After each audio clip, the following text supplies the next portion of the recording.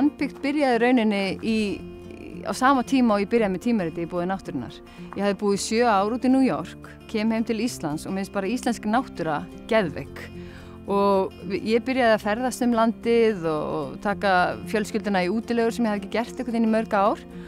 Og svo kemur þessi hugmynd með tímaritið og þá var ég að hugsa hvað á ég setja í tímaritið sem að myndi gera það að verkum að fólk verður að eiga það.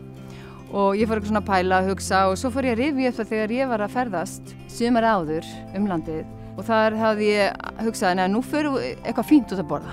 Og við leitum og keyrðum allan bæinn en fundum ekki neitt og endum auðvitað bara í vegasjoppunni. Svo hitti ég mannesku 2 dögum seinna, hún segði nei, það var frábær staður þarna niðri á höfninni. Og ég hugsaði bara, maður svo mikill ferðamaður sjálfur þegar maður að ferðast sitt eigið land að hugsaði þetta ætla ég að gera, ég ætla að kortleggja þessa góðu veitingastæði. Og þá var einn leiðsögumaður sem sagði, Guðbjörg, þetta númer 1 það sem að ferðamenn kvart yfir að finna ekki, það góðu matur hérna út á landsbyggðinni.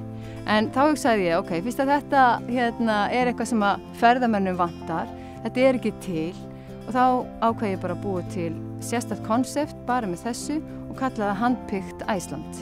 Það bara svona skemmtilegt að sjá hvernig svona pínu lítið, eitt lítið kort einhvern veginn stækkar og raunin að verða að miklu meira en ég hefði getið ímyndað mér í upphafi.